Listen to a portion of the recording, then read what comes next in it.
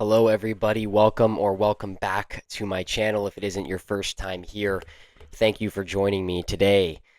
We are back with the post-game videos. This is a little bit late. I'm recording this video a couple hours before Game 2 is starting between Edmonton and Dallas, but better late than never, as I always say. This probably won't be a super long recap video. There isn't really that much to say. And I think my goal moving forward with these post game videos is to make them, if I can, right after the game ends, because I feel like even though I don't give myself the time to clear my thoughts, like I might be coming on here with a bit more of like a that fresh anger with a loss, or that fresh adrenaline or excitement with a win. I don't think that's necessarily a bad thing. I feel like for you guys, it's probably more entertaining to watch me yell and get mad, as opposed to watching me be level-headed in all of these things. Um, as always, I'll talk about the goals. We'll have them up on the screen so you guys can see them if you missed them by chance. Um, not really the first game you want in a series. I talked about it in my I know I talked about it in my TikTok about the game, the pregame. I'm not sure if I mentioned it here on YouTube, but I talked a lot about how I didn't have the most faith in Edmonton to win that game prior to it starting. When we were up 3-1 going into the third, I thought we had that one in the bag. The Oilers are historically bad in game ones in the McDavid and Draisaitl era, so I wasn't really expecting us to win that game, but and I guess that's part of what makes this loss even more frustrating is that I didn't think we were going to win beforehand, and then we had a very good chance of winning and kind of threw it away just really stupidly. Um, Starting off with, I guess, the Leon Draisaitl goal. I'm going to have all the Dallas goals in one streak. So, obvious Tyler Seguin scored his first goal and the first goal for Dallas in between Edmonton's first and second goal, so it was a 1-1 game at one point. I'm just going to talk about the Edmonton goals, have them kind of, go back to back and then do this and then do the same with Dallas. So Edmonton, Draisaitl, the first scorer, and just to talk about him and McDavid looked so good 2 days ago. You could tell that the time off, the rest that they got in between the end of the Vegas series and this series very much benefited them. Draisaitl was all over the place.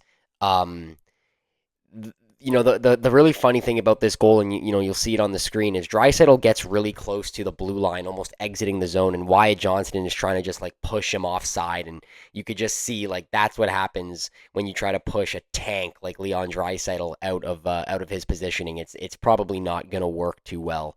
So Draisaitl manages to get that puck to McDavid, and then McDavid does a spinorama that he ends up falling on. The puck still gets to Nurse, and then Nurse just leaves it for Draisaitl. He also just kind of schools Wyatt Johnston on his rush to the net, and he just snipes it post and in. Absolute snipe by Leon Draisaitl, which was just such a nice play all around. The second goal by Edmonton was the Ryan Nugent-Hopkins power play goal, which was kind of just a scrambling puck that found its way to Nuge. He was right in the slot and sniped it home. And then the third goal for Edmonton was the Evan Bouchard one, where I will admit when it kind of was happening live, me and my dad always kind of get frustrated when Bouch doesn't just fire those ones with a one timer, and he a lot. I feel like a lot more this year he's been faking the one timer and then carrying the puck and looking for a wrist shot. It worked very well this time. He does it, he fakes the slap shot, and then just absolutely picks his spot and rips it home. So another really, really nice goal from him. I believe that's his fifth of the playoffs, which is very impressive for a defenseman. But yeah, Edmonton was in complete control of this game going into the third period, and then they just took so many dumb stick penalties. I believe they gave a hook or a hole to Kulak, which was the power play that carried over into the second period or into the third period for Dallas, and then that's the one that Heiskanen scored on, which sparked the comeback. And then it was a Perry high stick. He kind of like cross-checked Sam Steele, high up, but it ended up hitting him in the face, so they called it a high stick. And then they scored on that one, and then right after we killed that, or not killed it, after that power play, Kane took another high stick on Matt Duchene, which people thought at first was a dive or was embellishment. There is a good angle that they showed on ESPN that shows that he did not dive. Well, he might have sold the call a bit, but he did get hit in the face, at least to some degree. So it was a fair call. It's not, it wasn't unfortunate. It wasn't embellishment. And then that's the goal. And of course, not only does Duchesne draw the penalty, but he scores after I literally talked about in my video how, he was going to be an X factor in this series because he hasn't been very present for Dallas offensively throughout the playoffs so far, and he scores in the first game of the series. Of course, you just knew that was going to happen. Um, but yeah, just really unfortunate. Getting into the Dallas goals, like I said, the Tyler Seguin Tyler Seguin goal was a turnover by Leon Draisaitl, which was a breakaway. I don't honestly really blame Skinner for that. Seguin had his head down the whole time, and then he just fired it. Like there's no really way to react to that. I feel like so I don't really blame Skinner for that one. Then the Heiskanen goal was just through a bunch of traffic. Skinner does need to do a better job of fighting through the traffic for sure, but if he can't see it, he can't see it. The third goal was an absolute snipe by Mikael Granlund on the power play. There was no chance Skinner was saving that one. So I'm not really blaming him for the first or third goals. I think he could have put together a bit of a better effort on the second goal. And then the fourth goal was one where totally Skinner's fault. Duchesne shoots it off of Ropey Hintz's ass. I'll just say it. He shoots it off of his ass, and then he gets the puck back, and Skinner just was in no urgency to get over to his post, and it's an easy goal for Matt Duchesne to put away to give Dallas the lead.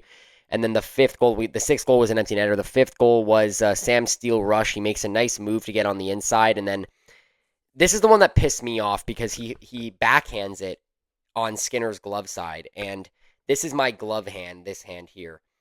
Skinner, instead of raising his glove and gloving it, decides he's just going to raise his shoulder like this. What are you doing? Why? Why are you not gloving it? And then I should have pulled it up. I feel like they might have given that goal to Tyler Seguin. I think he tips it in behind Skinner. Like he doesn't deflect it in front of Skinner. The puck was already past Skinner, and then Seguin just batted it down or something like that, I think. But either way, it was a rough goal to allow.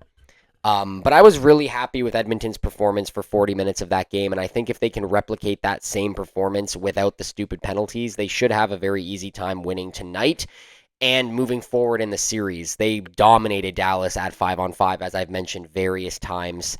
So I think there's a lot of positives to take away from that game, despite it being a rough game in the sense of like the way we blew it, and we should be up 1-0 in the series right now, which is like, the really frustrating thing. But overall, just a game that there's some things to work on, but a lot of positives to take from it, and that's always really a really good thing moving forward.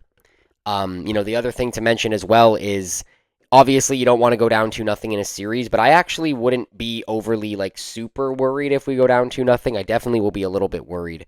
But they always say it's not over till you lose at home. So if Edmonton can get the split tonight, that's obviously perfect and ideal, and I don't want to be down 2-0, but I'm not going to give up hope if we do go down 2-0. We watched this team come back from 3-0 last year. We know they can do it. We know it's possible. Going back to the Edmonton crowd, if you're down 2, there's a very real possibility that you could bring this thing back to Dallas tied at 2, just like they did in the LA series or in the first round. Again, wouldn't recommend it. Don't want that to happen, but it is possible. And it's a situation where, if we then lose game 3, I'll be nervous. If we lose game 4, I'll be nervous. But it's not the be all end all if they don't win today. It's just win. Don't throw the game away like you did today, or yesterday, or 2 days ago. Jesus. Like I wouldn't, other than, I don't know, like obviously the penalty taking was bad, but I don't have a lot of negatives. Like I really do think we played a solid game. I really don't have a lot to say as far as like negative things that I think happened. I mean, I don't like the way Darnell Nurse played, but that's something I could say practically every single game that we play. So that's not news. But overall, I'm happy with the performance from the group at 5-on-5. Our power play scored. I would like to see a little bit more efficiency from it. Hopefully it continues to boil over and start to produce a little bit more. But that penalty kill is just the biggest negative, the biggest hole that this team has right now, alongside the goaltending issues. I saw a stat I think I think it was either Stuart Skinner has either had a save percentage which was like below 864 or something like that, or a shutout in this series in this playoffs. He's nothing had nothing in between that, which is just a crazy stat to even think about that being a possibility for a starting goaltender in the NHL. Just absolutely terrible. Um, but hopefully he can have a bounce back game. He definitely shut me up the last two games of the Vegas series, but let's hope he can do it again today. I would very gladly like to admit that I'm wrong tonight. So let's hope that he can, work his bounce back magic and do whatever he needs to do to get the job done today because we're definitely going to need him to come up big against what is easily the scariest um, offensive team that we've had to play so far. Uh, like I said, I didn't really have a whole lot to say that hasn't already been said, to be honest. I thought I would I wanted to, stay consistent with the YouTube and get this video up despite not feeling like I had a whole lot to share. I hope you guys still enjoyed it. Obviously, I'm excited for the game tonight. It's in just over 2 hours. I will try to film my post game video for game two after the game tonight, like right after. I'll probably make my TikTok video and then record this, or maybe do it vice versa so I can promote the video on my TikTok. But yeah, if you guys are not from the TikTok, the link is in the description. If you like the video, please feel free to leave a like and subscribe, and let me know your thoughts on game one and your predictions for game two in the comments below. And I will catch all of you guys in the next one.